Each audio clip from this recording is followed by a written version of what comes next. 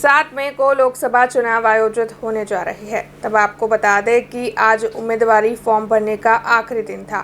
ऐसे में विभिन्न पार्टियों के प्रत्याशियों ने और निर्दलीय प्रत्याशियों ने मिलकर अंतिम दिन पर जिला कलेक्टर कचहरी पर 34 जितने फॉर्म सुपुर्द किए थे।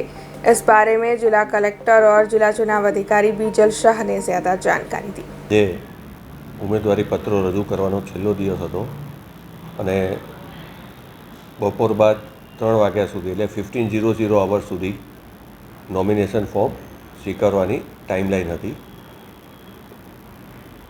કુલ આજ સુધીમાં એટલે કે આજે 15:00 અવર્સ સુધીમાં કુલ 34 ઉમેદવારી પત્રો અને ઉમેદવારની સંખ્યા 22.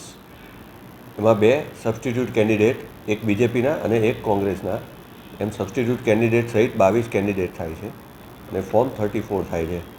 એમાં ગઈકાલ સુધી જે રજૂ થયા હતા એ 20 ફોર્મ અને 12 કેન્ડિડેટ હતા.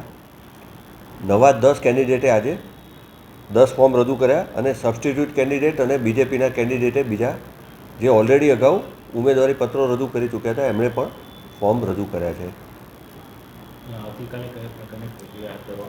આવતીકાલે ઉમેદવારી પત્રોની ચકાસણી એટલે કે સ્ક્રુટિની ઓફ નોમિનેશન ફોર્મ્સ સવારે 11 વાગે મારી કચેરીમાં રિટર્નિંગ ઓફિસરની ઓફિસમાં હાથ ધરાના છે અને જેમાં અમે ઉમેદવારોને ઓલરેડી ઇન્ટિમેશન આપ્યું છે. अब खबरों से लगातार अपडेट रहना हुआ आसान।